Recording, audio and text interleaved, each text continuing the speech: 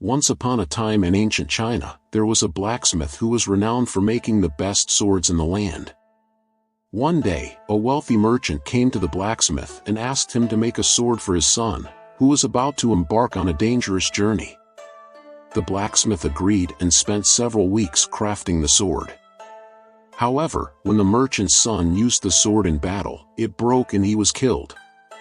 The merchant was furious and demanded that the blacksmith take responsibility for his son's death.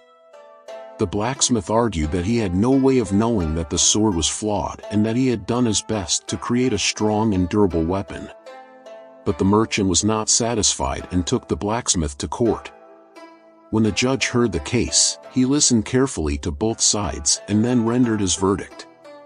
He said, "The blacksmith may not have intended to cause harm, but he is responsible for the consequences of his actions. He must pay a penalty for the loss of the merchant's son." The blacksmith was devastated. He had always taken great pride in his work and never thought that his swords could cause harm.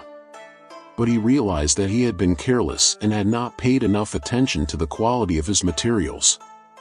From that day on, the blacksmith redoubled his efforts to create the best swords possible. He began to test his swords more rigorously, using them in battle himself and even offering to pay compensation if any of his swords failed. Over time, the blacksmith became known not only for his skill, but also for his integrity and commitment.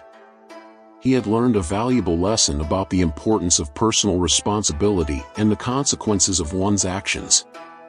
The story of the blacksmith teaches us that we must take responsibility for our actions, even if we did not intend to cause harm.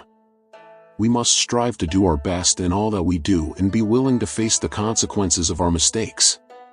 By taking ownership of our choices and being accountable for the consequences, we can learn from our mistakes, grow as individuals, and ultimately achieve greater success in all aspects of our lives. So let us remember the story of the blacksmith and strive to be responsible, accountable, and always do our best.